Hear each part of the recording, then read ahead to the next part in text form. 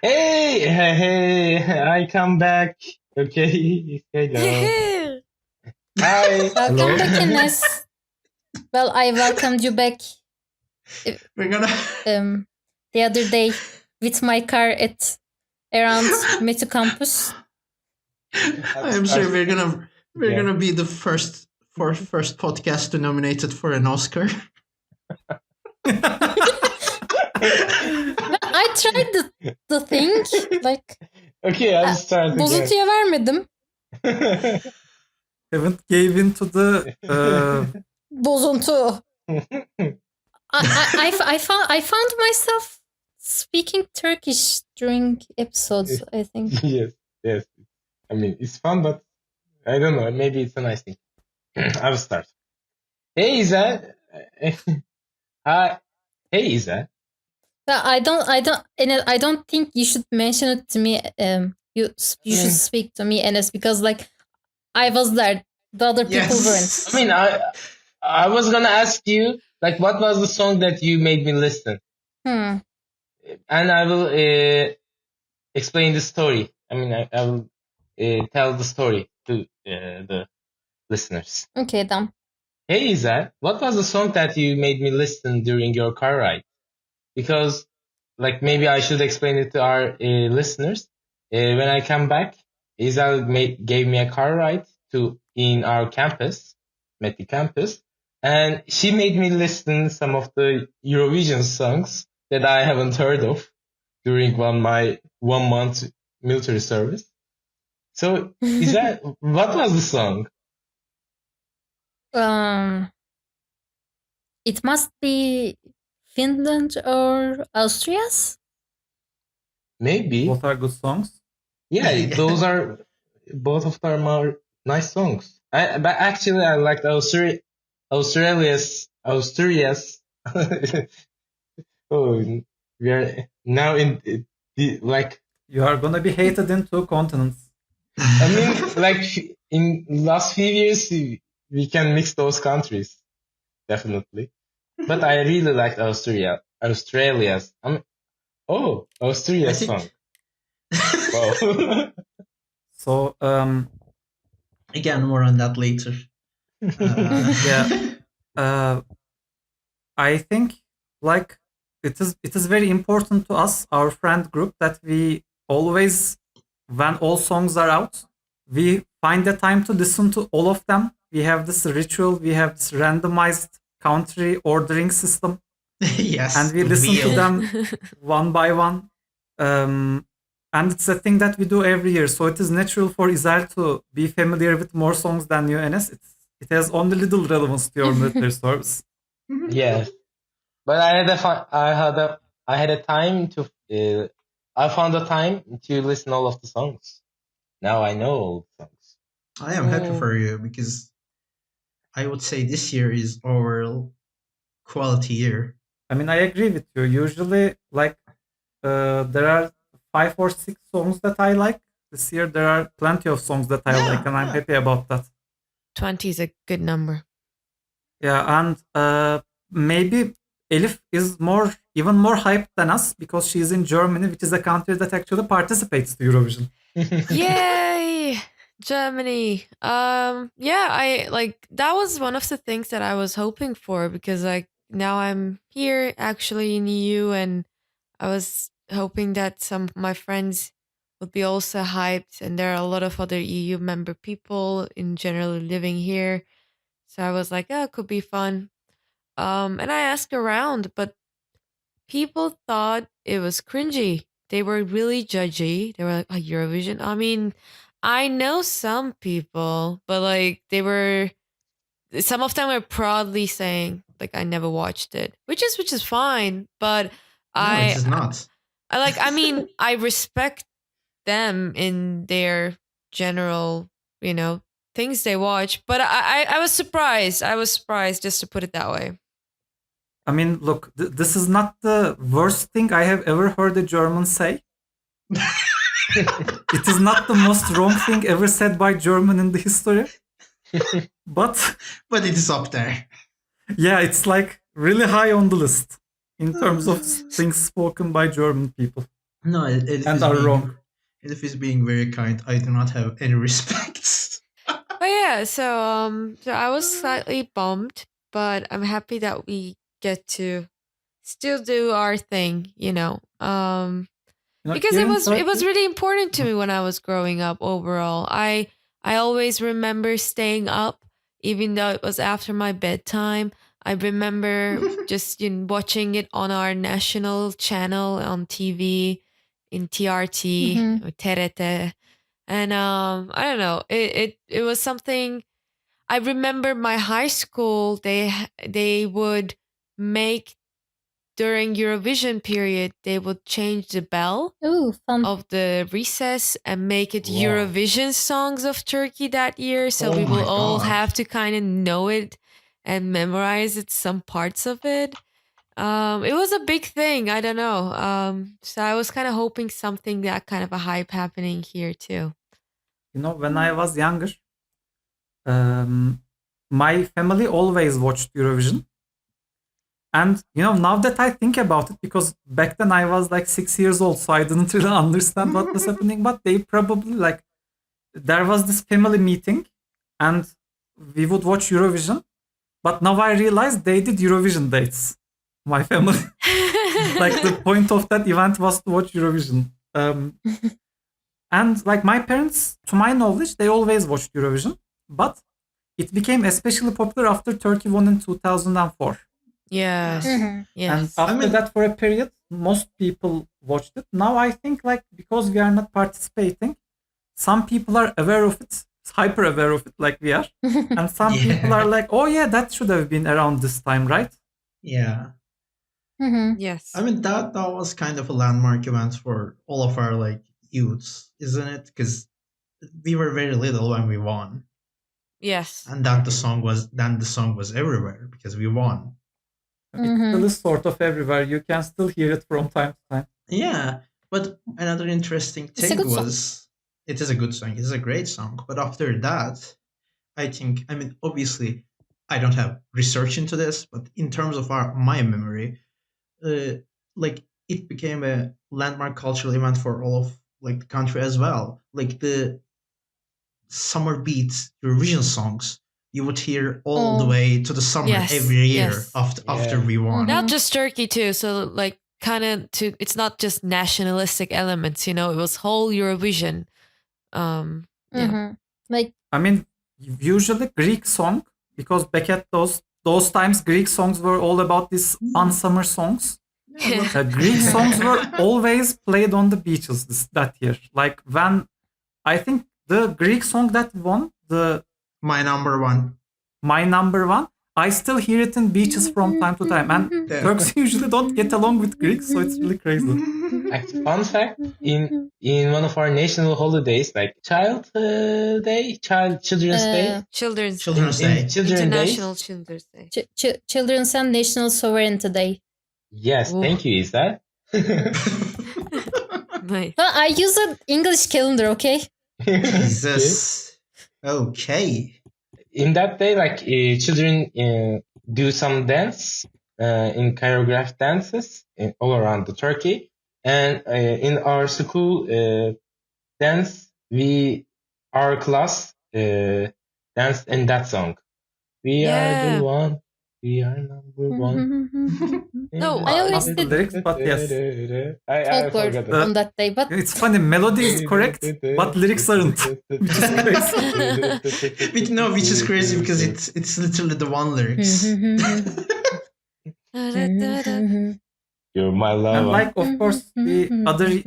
I personally, when I was younger, I really liked Greek songs. You make it sound like you don't like them anymore. Wait, look, you like general Greek songs or in Eurovision? the progression isn't about Greek songs. Progression is about me. I'm saying when I was younger, I really liked the Greek songs. I actually, when I was younger in high school, I really liked Greek pop, but that's not relevant. And every year, one thing I remember is Turkish people tend to be slightly nationalistic about these events. Yes. I remember people being very bitter when we don't win, even though we went fifth place or second place, people are always, they always vote for their neighbors. Those are bad people. Even though plurality of Turkish vote comes from Turkish people in the European countries. Still, they're always like, this is so much cheating. Yeah. It's weird. Okay. I mean, that is kind of the spirit around these international events for us, though, because, like, even though I am not a person that is invested in any sports, let alone soccer, but when I was young, the whole country was invested in, like, when we did good in those World Cups. Or even though we are a technology-focused podcast, and this has nothing to do with technology, let me say, when we were younger, during the first 10 years of 2000s, Turkey was doing really good in Europe. Yeah. We did soccer. We had a good basketball, I think, second place in World Cup. No, it was all happening at the same time. I think it was so really impactful. Like in volleyball, basketball, soccer, also in Eurovision, like it was generally a lot of recognition and success was happening at the same period of time. So you felt like, wow, like this is going to be us from now on. Okay. Yeah, but I early 2000s. And let me quickly say something about Turkey winning Eurovision. You guys may not know this. We have actually joined Eurovision in 1975 with one of the best songs in Turkish language. Seninle Bir Dakika. It's a really great song. To this day, I still think the song had 0 points and came in last, by the way. Robbed. Our first ever part. This is mean, right? You should, when some country starts joining for the first time, you should at least give 1 point so that they would come back next year. At least give me a point. Well, we did anyway, I guess. We did. But I'm going to say, to this day, I still believe if Sweden sent the same song, people would have been pouring cream over the song and licking it from the pedestal. That's how good that song is, and it's crazy. But anyway, we went at 75 first time with the Turkish song. We kept sending songs, usually performing very badly. We have 1 second place with third place, I believe. Another song in 1998, I think. 1997, third place. And this is hilarious. Right up to 2004, we sent Turkish songs. In 2004, we sent an English song. And the first ever English song we sent won Eurovision. Yes. It's like all of Europe was waiting. They had this little pact. When Turkey sends the English song, we are going to vote. Until then, everybody stopped. We need to teach these people that they should send English songs. They had an agreement. And after that, we kept sending English songs, which generally performed very well. Yeah. Mm-hmm. It was always usually top 10. Not always. We also have Superstar. Usually. And Rimi Rimile. Rimi Rimile was nice, by the way. I agree with you. I forgot about Rimi Rimile. What about Yüksek Sadakat? Look, I was going to talk count about the Yüksek Sadakat one, like that even didn't made it to the final. Well, yeah, that was a catastrophe. Well, the song is not so bad, but it's not the Eurovision winner. The song is performed very poorly on stage that year. Oh, yeah, that is true. And after that, we of course sent Jan Bonomo, which did one of my favorite ever seen skits when the guys turned into a boat. Yeah. They turned into a boat and then they started doing a halay. It was glorious. But maybe just to I remember there were also change of rules during these period of as we came to. Let's not get into that though. No, not too detailed, but just to the boats part. I think that's why it was so challenging, because in general there is some sort of limitation of performance that you can have, and no, that limitation has been there ever. Always there had been 6 people limit, but you are right. Voting changed a lot. They tried to when Eurovision first started, they started with jury. And then they started slowly implementing televoting. And when a lot of countries after Soviets collapsed, a lot of countries started existing. No offense, Soviets. And those countries started participating in Eurovision. So number went really high. And those countries tended to vote in favor of their neighbors because of their cultural similarity. Most people think this has to do with diaspora, that people who belong to that country but live in the neighbor country. I don't agree with this. I think the fact that musical tastes are contagious across borders is a better explanation for that phenomenon. True. But a lot of post-Soviet countries voted for each other. So the people in charge of Eurovision were like, oh no, we can't have this. Like, all of these neighbor countries are voting neighbors, which like our good Scandinavian countries never ever did this, but these new Soviet countries, so they re-implemented jury, which in my view is one of the worst things ever happened to Eurovision. Yes. I would agree with that. And then people were like, if you think neighbors can vote for their neighbors as people, that's a problem. But jury, oh no, jury would never vote for their neighbors nor be bribed. They were like, and then it turns out, yes, you actually can bribe jurors. And jurors do actually vote for their neighbors. In fact, quite a lot. I have never seen a single year Cyprus hadn't voted 12 points to Greece, and Greece hasn't voted 12 points to Cyprus from jury. Same as for Azerbaijan and Turkey too, you know. Well, we pulled back after jury, but Because I'm Bruce. well, it's okay. It's okay when we do it. Well, okay. I'm gonna roll back a bit because I have a take, and I want to know your opinions on this. Because we said it was like growing up very important to us. Like it was to me. I watched every year live on TV because we were joining in, and it was on TV. And I kind of thought back on it before this episode, like, what was the thing that was the pull the most? What was the thing that pulled us the most? And I think I have a theory that you hear about other countries a lot on the news, etc. But the Eurovision was uniquely a place where you only got like positive feedback about those countries. Yeah. Because when you open the news, well, like, and I think this is true whether you're a child, like whether we were as kids, or I think that was true for adults as well. Because like the early 2000s was very tumultuous times. Yeah, like the whole recession. Not just recession, like in terms of wars and diplomacy. Yep. And like there were very like rough interactions between countries, but Eurovision isn't that. Eurovision, you go, and all those countries are there. They sing their songs, and you like see the world very positively. So I think that was actually a very, very good pull for us, especially because we were able to feel included in that. You know, I actually agree with you, and I'm going to agree. I mean, usually I disagree with you, and that's where controversy comes from. But this time I'm going to agree with you and still be controversial.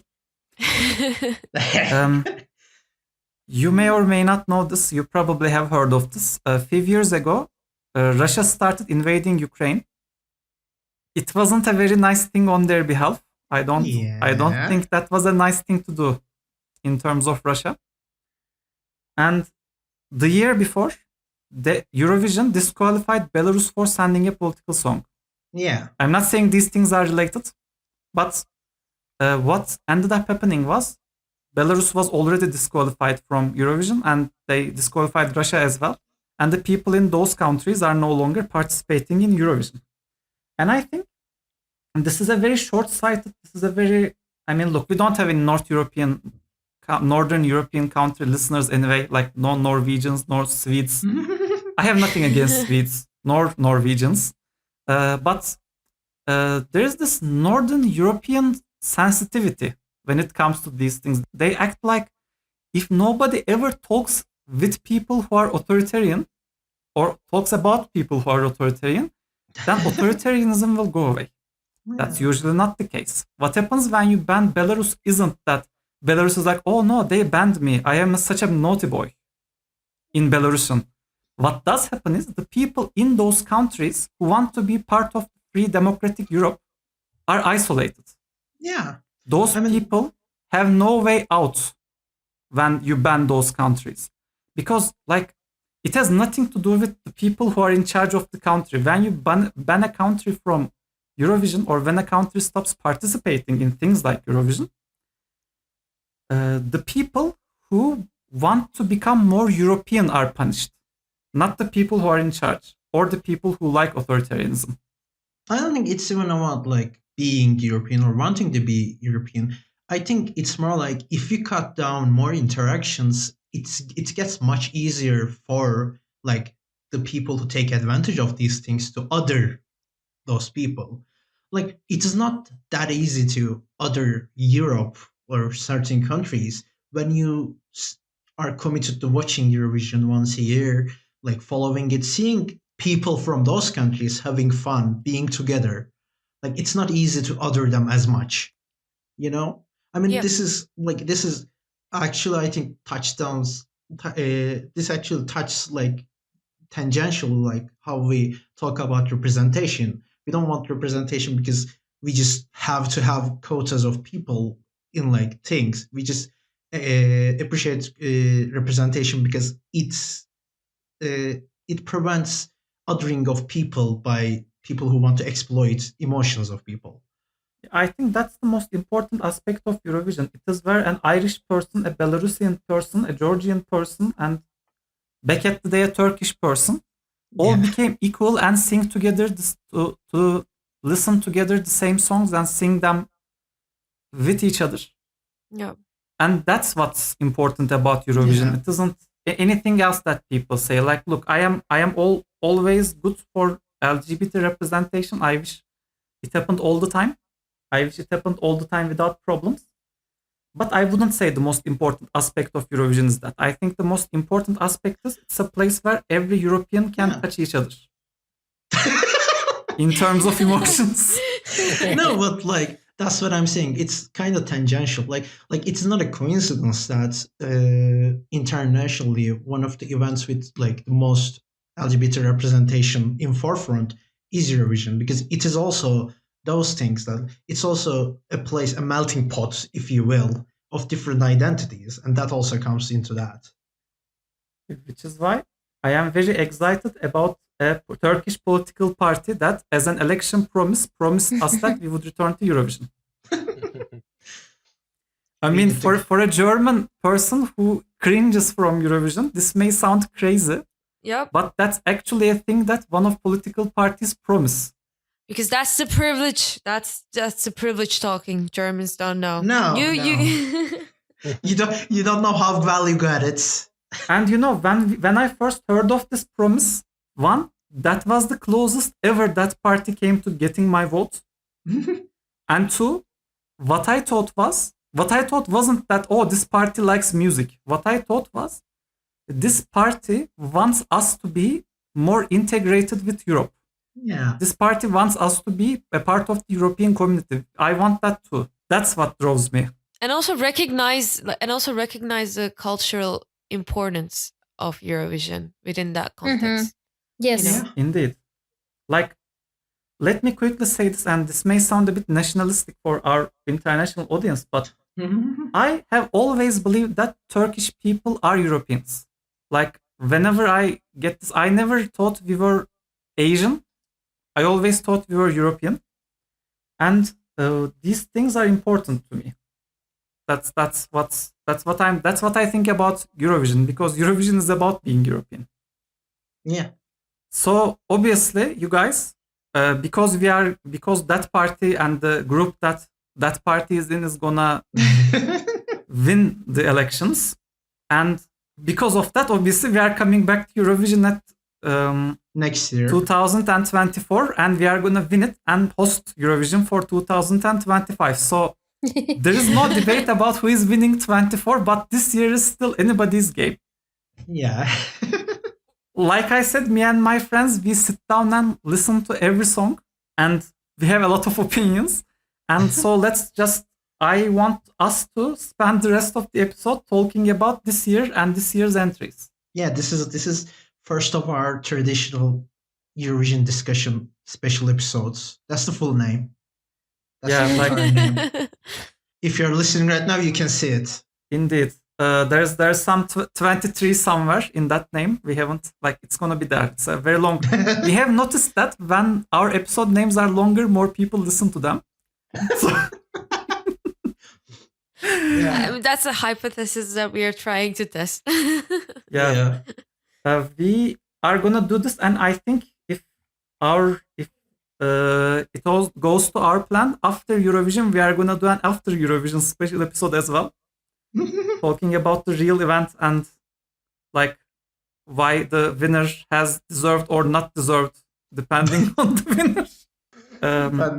Depending if Finland won. I mean, I said nothing. So this year's entries, you guys, what do you think? Maybe we can go like semi-final 1, semi-final 2 sort of Yeah, arrangements Okay. here. that makes sense. I don't think we're gonna talk about like. There are equal number of countries that participate in each of the semi-finals. One semi-final is heavily gerrymandered. So let's start with that one. Semi-final 1. What do you guys think? Izel, you go first. We haven't been talking in a while. Well, first, before the episode, I listened to all of the songs, but I didn't check which country is in which semifinal. And now I'm looking at it and I'm thinking there are lots of good songs in semifinal 1. Like- Yes. My favorite song is Cha Cha Cha. From Finland. It's a great song.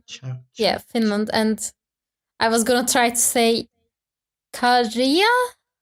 Well, I can't do it well, but that's the name. I'm not gonna try to say his name because I respect him so much. I watched a lot of his interviews, so I do not want to butcher his name. And I really like the thing he wears on his arms. I really like his body. And let me explain, because his body is so realistic. Like Mm-hmm. you look at his body and think, oh yes, this looks like a person. Yeah. Also, I love the nails. Perfect green. Also, another thing I really like is one of the backup dancers, one of the ladies, was the backup dancers for the live performance. Because Finland is one of those countries that elects based on a contest, and the winner of that contest is Cha-Cha-Cha. Yeah. One of the backup dancer ladies is really looking like she's gonna eat me alive. You're right. There are 2 of them, only one of them are like this. The other one is just angry. That No. one is crazy. I really like that. No, but speaking of like stage performance, because like we said, we watch these things every year whenever all of them come out in like random order, and we watched Cha Cha Cha together, and like we were in awe. But it was a music video. We loved it right away. But whenever it's a music video, the doubt always creeps in. Like, is it going to be good on stage? Because we've been hurt Exactly. before. Because we've been hurt Exactly. before. Shout out to Czech Republic in 2018. Oh yeah, the guy with the backpack. Lie to me, oh baby, come a You- little closer. Lie to me. You lied to us, Lie to me, Czech oh Republic. baby. Mhm. Yes, that scene. I heard that the guy wanted a camel on stage, but it was against the laws, against the rules. But then we found Cha Cha Cha's stage performance, and it is somehow better. Like it is somehow an upgrade. Like, first of all, they kept the ring. They open up the ring. There's a whole section where where backup dancers form a caterpillar, and he rides them. Like, what else? What else can you want? I think whenever they do those, like whenever they do show their music video performances in the earlier stages in their countries, they make a new arrangement with the final. They brought new thing to the show, Yeah. and it's mostly like it resembles the original, but a unique one mostly. Mhm. One of my favorite examples of this is Australia. Back when Kate Miller-Heidke did Australia's Eurovision, Zero Gravity, at the Australian performance, she wore a huge dress and backup dancers were on poles, but for the actual Eurovision, she too was on a pole.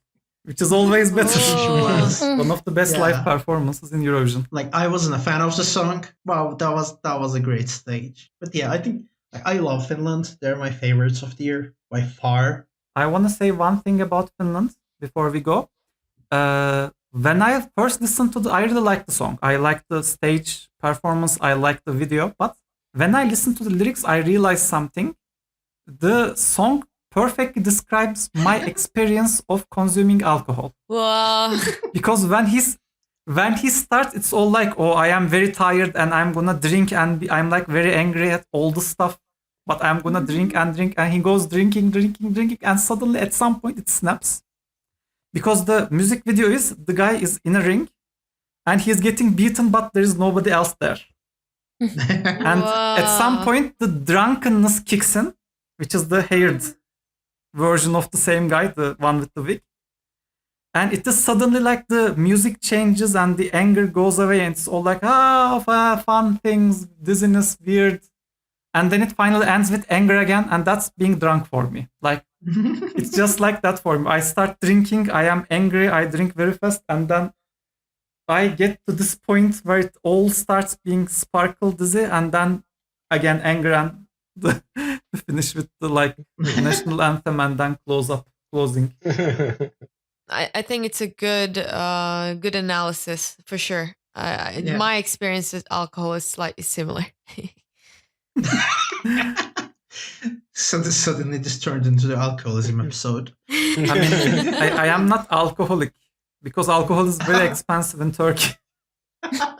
That is the only reason, right? I mean, no, I want to drink more than I drink right now. I'm not gonna lie about that. But I never have been an alcoholic. I don't think. Like you were always around me. Was I ever alcoholic for you? I don't think so. Okay, then let's move on. I have attended 2 different universities. I have seen my share of really alcoholic people. I don't think you are one of them. I mean, totally. I agree with you. And Izal. No, not Izal. Enes. Yes. Enes, your turn. Oh. My turn. Quick. Yeah. Oh, I see Lauren here again. A different song. Yes. Again, she dances in the same way. She did it like when she won the Eurovision back in the day. And she screams about something else. With her, like, with the same dance. With the same song, by the way. But topic is different. Go. Like I said, I have only love for the Swedish people. I love the fact that they pickle fish. Good job, Swedish people. I like their furnitures. But I really think we should talk about Loreen. I really want to talk about. Last song of Loreen that won has won against one of the best entries to Eurovision ever. It won against Bronovsky Babishki. The grandmothers. The Party for Everybody, the old ladies from Russia, became second because of the Swedish song. Come on and dance. They deserved winning Eurovision so much, and Loreen stole that from them. I mean, okay. I have not liked them. I have not liked Loreen ever since. But like this year, what I'm thinking is, like every year in Eurovision, Sweden sends an even more generic song, an even more boring song. Where is our Abba? And every year people are like, oh, Sweden is so great. Sweden's going to win this year. They are, ever since I Can't Go On, which is the guys in the treadmill. Ever since that year, Sweden has been sending gradually worse songs and people are always going crazy. Look, if the Swedish song was sent by Denmark, nobody would have even thought it would make to the finals. People would be Denmark isn't gonna go to finals this year. But because Sweden is sending that subpar song, people are going crazy about it. Well, it is so funny because I remember when we first watched I Can't Go On, like back in the day, our reaction was, this is a fun song, but it's a bit too generic. And then every year, Sweden just got worse and worse for us.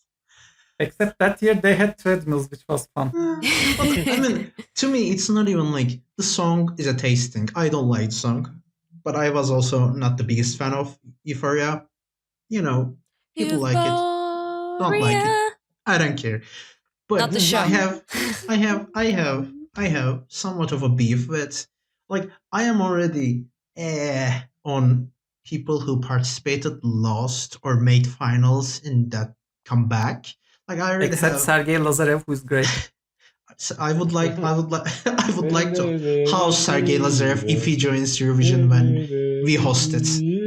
But but like, I already have a beef with that. But to win and come back, and like, it's not even like Sweden does a whole festival with so many entries. Like, it's not that you don't even have a lack of entries. A lot of people want to go to Eurovision. Why are you sending the person who already won? Like, this is so embarrassing. Like, I genuinely think it's embarrassing. Yeah, I agree. That's a perfect way of capturing the Sweden's entry for 2023. It's embarrassing, Sweden. Like, I'm not saying you can do better. Your best performance ever came from Roger Pontare when winds were whispering my name. Ever since that, you have been on decline. But even you can do better than this. I'm a hero's defender. I don't care. We are the heroes of the world, I actually. agree that heroes needs The defending. heroes of our time. Heroes. That song won because vote was split between many other songs which were better. I do not agree. I like that song. Heroes deserve to win. I mean, that's not our topic. We can talk about that in a different time. That is gonna be our next episode, an hour of dissection into the heroes. Who Should we deserved like it turn more? into a Eurovision podcast? I mean, yes, but I mean, yes. so anyway, let's keep moving. Yeah. In the same year, there are other in the same semi-final. There are other songs which are good and gonna not qualify for final because of Sweden. But I wanna talk about Portugal because look, Portugal won Eurovision once in my lifetime, and regrettably. okay, I don't think I can. Let's not do that now. But every year, Portugal has been sending songs that I do not like. Every year they were like, the song is slow and boring. Look, I understand that in Portugal, slow and boring is a good thing. So, I mean, I'm not dissing them. They are nice people too. I mean, romantic, love bombing. I don't know. Like, it's just Love bombing is considered to be a very bad thing, I think. Like, it's something that's a red flag in relationships with Portugal. But here's the thing. This year's song is the first time I actually liked this year's song. So I want to say, good job, Portugal. Keep sending songs like this. Ay Corazon, very nice song. It is very Mediterranean. And we miss those. We miss those because Greece does not send them anymore. Greece's second semi-final. Yeah, we're gonna come back at that. But yeah, I mean, like, we do randomize while we watch this, and every year when Portugal's turn comes up, like, we spin the wheel and it says Portugal, like, there is an audible groan on the call. And you know what? This year it happened again, and we played the song, and we were embarrassed. They embarrassed us. They sent a good song. Indeed. Another song that embarrassed us came from Austria. Yeah, I was thinking that. Yeah. Another good song that's gonna not qualify because of Sweden. Austria? No, Austria is gonna qualify. There is no way Austria doesn't qualify. Yeah. I don't see Austria on semi-1. Qualify. Austria is semi-2. Yeah, it's semi-2. Oh no, Binalik tricked us. Oh no. I'm sorry. Wait, that means we have... But what about Czech Republic? Czech Republic. Maybe. Czech Republic, Enes. Well, actually, it's Czechia. I prefer saying Czechia. I think they changed it again. Country of Czechs. Well, yeah, they changed to Czechia. Anyway, they made a really nice song, but it is in Czech, the language of Czech. check, check, check. It's actually in 4 languages, which I would like to speak about a bit. Yeah. After E- Eras even makes his Oh yes. point. It's English, Ukrainian, Czech, and Bulgarian. Yeah. look, Yeah. I like all of those countries. No, wait. No, I I'm especially not. like Ukraine, but like Ukrainian, Czech, and Bulgarian languages are very similar. No, but Like okay. that's cheating. No, it's not. It's not cheating because okay. This is where I make my point. This is where I make stand. This is my fight song. Okay. Now, the Ukrainian, Czech, and Bulgarian because it makes a lot of sense to use in this song because like on the surface level, like the text of the song is very obvious. Like my sister's ground. It's like about woman and women's rights and women empowerment. It's Like, about childhood marriages. It's about child women who are forced married into older people. Girls, But- you mean? Yeah, Yeah. but like in the subtext, it's also very it's also there's a you can see from these languages Ukrainian, Czech, Bulgarian. I think that makes a lot of sense in the subtext of the song, which is very clearly, to me at least, very clearly, I should say. Obviously, this is subjective, but these Balkan countries, these regional countries, see each other as sister countries. A lot of them call each other like that, and I think there's a subtext of that region, like being together against like tyranny and abuse, kind of subtext there. So I'm good with this. I'm okay with this. I really like Ukrainian, Czech, Bulgarian. I do not like use of English in this song. Not just because it is used in an awful rap verse. I think use of English in this song brings it down, both in like the music sense and both in thematic sense to me. Okay, look. The rap verse, by the way, you are remembering it incorrectly. Rap verse isn't in English. Oh, you're right. Rap verse is in a Slavic language, but there is a single part where it says Teresa non-stop.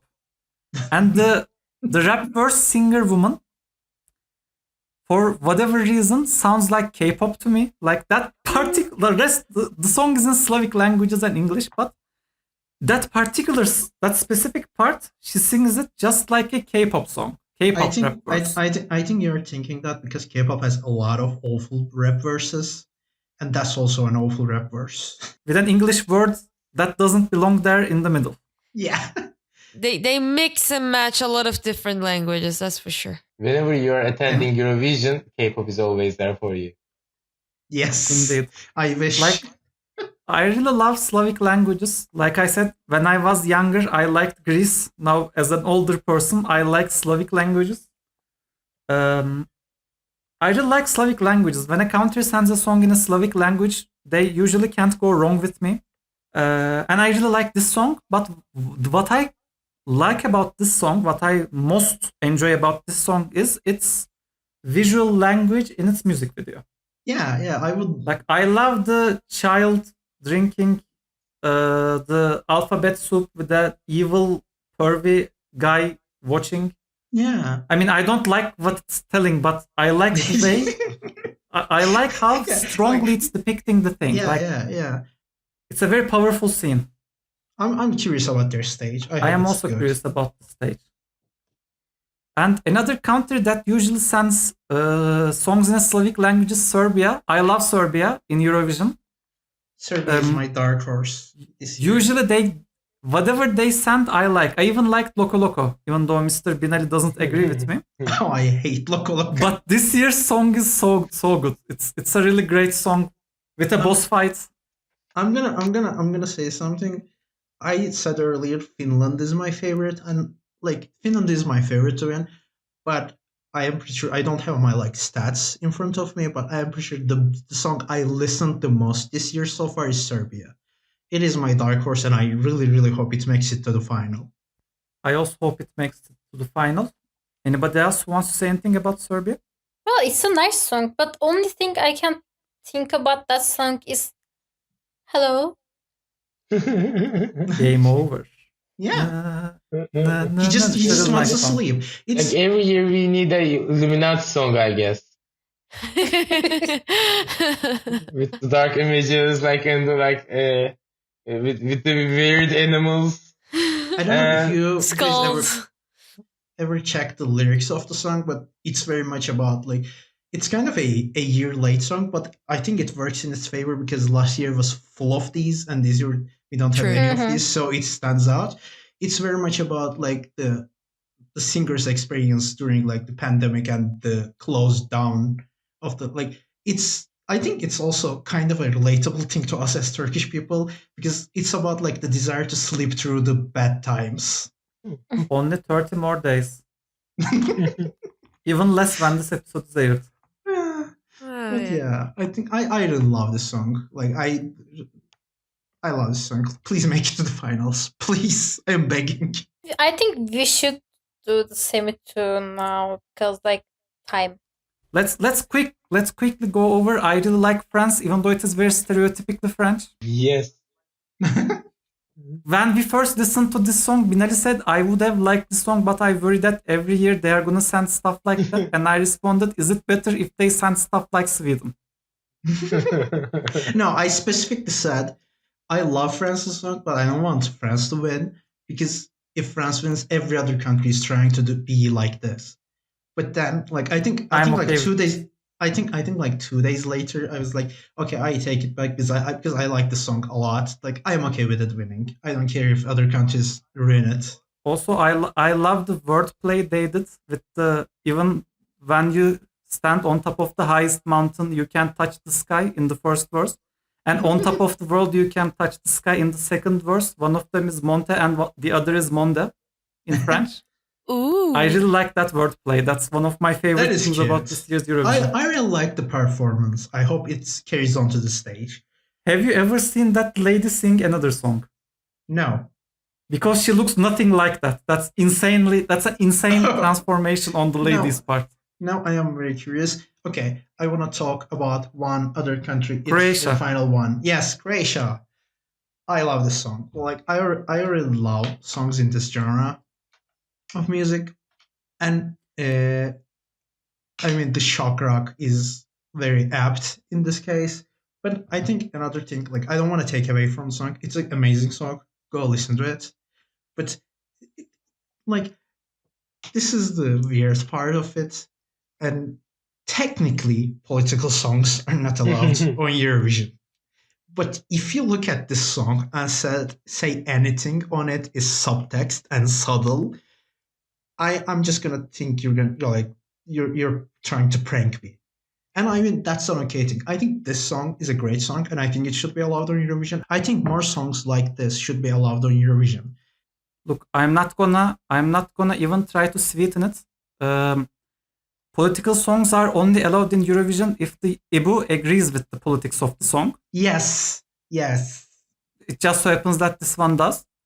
And I really like the part where they ride rockets. That's I love it. And I'm very happy they do it on the stage too. I am incredibly happy. Let's quickly move on to semi-final 2. We have less time for semi-final 2, but then again, so does Eurovision. Very quickly, I love Georgia. It's one of the best songs ever sent by Georgia. I wanna do a like quick Georgia defender. Ever since this song came out, I see people like, what is these lyrics? They have no grammar. Like, yeah, it's a Georgia song. Have you listened to any Georgia song ever?